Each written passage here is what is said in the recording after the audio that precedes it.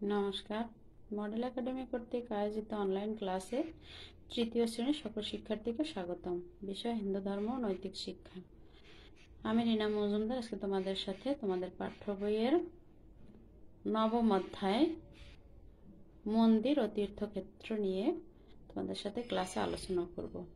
প্রিয় শিক্ষার্থীরা, আশা করি তোমরা সবাই ভালো আছো, সুস্থ আছো। আমিও ভালো আছি। চলো তাহলে প্রিয় শিক্ষার্থীরা, আজকে আমরা মূল ক্লাসে চলে যাই। আশা করি তোমরা সবাই বই খুলেছো, খাতা কলম পাশে নিয়েছো। দেখো এখানে নবম অধ্যায় মন্দির ও তীর্থক্ষেত্র। মন্দির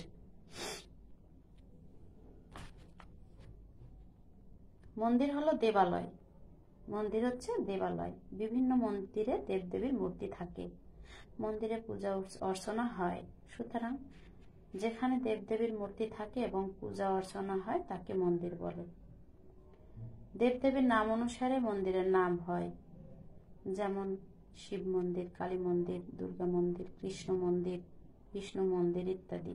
শিব মন্দিরে থাকে শিবের মূর্তি, কালী মন্দিরে থাকে কালীর মূর্তি, দুর্গা মন্দিরে থাকে দুর্গার মূর্তি, কৃষ্ণ মন্দিরে থাকে কৃষ্ণের মূর্তি।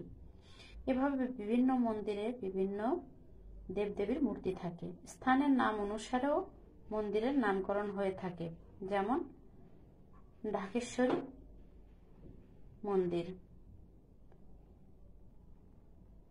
মন্দির পবিত্র ও পুণ্য স্থান। মন্দিরে গেলে দেহ মন পবিত্র হয়। ভক্তরা মন্দিরে দেবদেবীর দর্শন করতে যান, মন্দিরে গিয়ে পূজা অর্চনা করেন, মন্দিরে দেবদেবীর কাছে প্রার্থনা করেন। দেবদর্শনে মনে ভক্তি আসে, মনে ধর্মীয় ভাবের উদয় হয়। তাই সকলেরই মন্দিরে গিয়ে দেব দর্শন করতে হবে, পূজা অর্চনা করতে হবে। নানা স্থানে বড় বড় মন্দির আছে, যেমন ঢাকায় ঢাকেশ্বরী মন্দির, দিনাজপুরে কান্তজির মন্দির, কলকাতার কালীঘাটে কালী মন্দির, পুরীতে জগন্নাথ মন্দির। এখানে ঢাকেশ্বরী মন্দির ও কান্তজির মন্দিরের বর্ণনা দেওয়া হলো। এখানে দেখো ঢাকেশ্বরী মন্দির আছে, তোমরা ঢাকেশ্বরীর মন্দিরটা কোথায়, কিভাবে অবস্থিত, কি কি আছে ওখানে সেটা পড়ে নেবে সুন্দর করে। তারপরে দেখো এই পেজে কান্তজির ঢাকেশ্বরীর মন্দিরের ছবি দেওয়া আছে। এরপর কান্তজির মন্দির কোথায় অবস্থিত, দিনাজপুরের কান্তজির মন্দির অবস্থিত, এটাও ভালো করে পড়ে নেবে, অবশ্যই পড়বে। এখানে কান্তজির মন্দিরের ছবি দেওয়া আছে, এবং কিভাবে এটি গঠিত, কোথায়, কি জন্য বিখ্যাত, সবকিছু দেওয়া আছে, অবশ্যই পড়ে নেবে। এরপর আছে দেখো তীর্থক্ষেত্র। তীর্থক্ষেত্র হলো পুণ্য স্থান।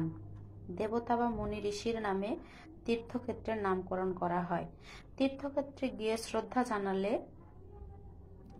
দেবদেবী ও মুনি ঋষিদের প্রতি শ্রদ্ধা জানানো হয়। তীর্থক্ষেত্রে গেলে মনে ধর্মীয় ভাবের উদয় হয়, মনে পাপ থাকে না, পূর্ণ লাভ হয়, মনে শান্তি আসে। সুতরাং যে পুণ্যস্থানে গেলে পাপ থাকে না ও পুণ্য লাভ হয় তাকে তীর্থক্ষেত্র বলে। ঈশ্বরের সান্নিধ্য লাভের জন্য মানুষ তীর্থক্ষেত্রে যায়। ধর্মকর্মের জন্য তীর্থস্থান উত্তম। তীর্থের ফল অনেক। তীর্থে স্নান করলে ও রাত্রি যাপন করলে মন পবিত্র হয়, আর পবিত্র মানুষ কোনো মন্দ কাজ করতে পারে না। তীর্থের গুণে স্বর্গ লাভ হয়। অনেক জায়গায় তীর্থক্ষেত্র আছে, চন্দ্রনাথ, লাঙ্গলবন্দ, গয়া, কাশী, মথুরা, বৃন্দাবন, নবদ্বীপ প্রভৃতি বিখ্যাত তীর্থক্ষেত্র। এখানে লাঙ্গলবন্দ তীর্থক্ষেত্রের বর্ণনা দেওয়া হলো। নিচে দেখো লাঙ্গলবন্দের তীর্থক্ষেত্র যে সেটার বর্ণনা দেওয়া আছে। লাঙ্গলবন্দ বাংলাদেশের বিখ্যাত তীর্থক্ষেত্র লাঙ্গলবন্দ। নারায়ণগঞ্জ জেলার ব্রহ্মপুত্র নদের তীরে লাঙ্গলবন্দ অবস্থিত। এটি একটি প্রাচীন তীর্থক্ষেত্র। প্রাচীনকালে পরশুরাম এই তীর্থে স্নান করে পাপমুক্ত হয়েছিলেন। চৈত্র মাসের শুক্লা অষ্টমী তিথিতে এখানে স্নান অনুষ্ঠিত হয়।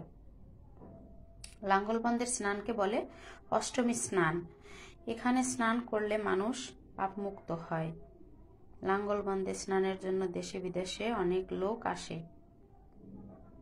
এখানে দেখো স্নানের যে দৃশ্য, লাঙ্গলবন্দ স্নানের দৃশ্যটা এখানে ছবিতে দেওয়া আছে, তোমরা অবশ্যই ভালোভাবে আবারও পড়ে নেবে পুরো পড়াটা। তারপরে তোমরা অবশ্যই সেখান থেকে প্রশ্নগুলো উত্তর সহ লিখবে খাতায়। দেখো এখানে লাঙ্গলবন্দে অনেক মন্দির আছে। প্রতিদিন মন্দিরগুলোতে পূজা অর্চনা হয়। নিচের ছকটি পূরণ করি। কান্তজির মন্দির কোথায় অবস্থিত? তোমরা বইয়ে পড়েছো কোথায় অবস্থিত। প্রিয় শিক্ষার্থীরা দেখো কান্তজির মন্দির কোথায় আছে, আমরা বইয়ে পড়েছি যে সেটা দিনাজপুরে অবস্থিত। তোমরা লিখবে অবশ্যই সামনে যে দিনাজপুরে কান্তজির মন্দির অবস্থিত। তারপরে 2 নম্বর, লাঙ্গলবন্দ একটি তীর্থক্ষেত্র। তোমরা বইয়ে অবশ্যই পড়েছো লাঙ্গলবন্দ একটি বিখ্যাত তীর্থক্ষেত্র, প্রাচীন বিখ্যাত তীর্থক্ষেত্র। তারপর 3 নম্বর, ঢাকেশ্বরী মন্দিরে আছে দুর্গা মূর্তি। মন্দিরের ভিতরে কি মূর্তি আছে? দুর্গা মূর্তি। তোমরা অবশ্যই বই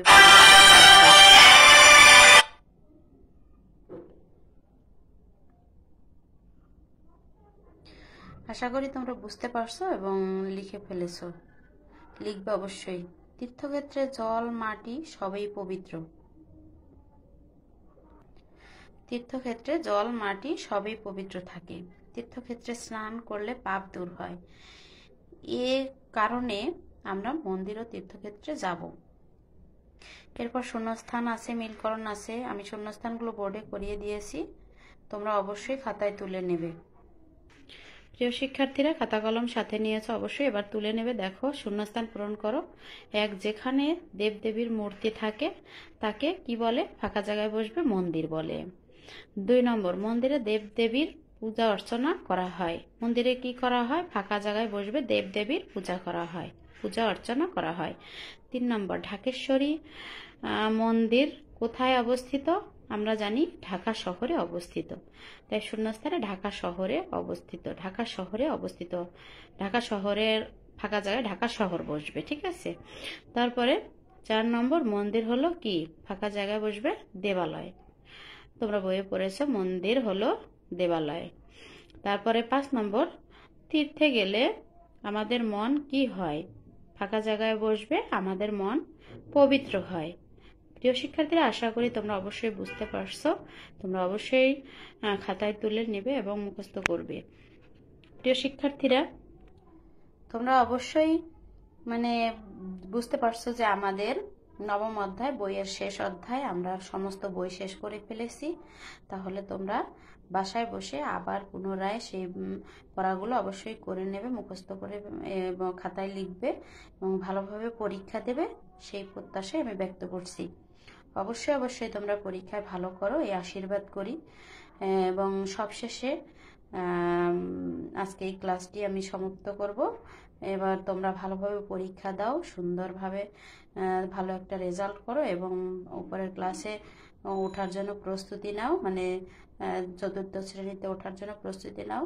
এবং সৃষ্টিকর্তার কাছে প্রার্থনা করি তোমরা সবাই সুস্থ থাকো, ভালো থাকো এবং নিরাপদে থাকো। ধন্যবাদ সকলকে।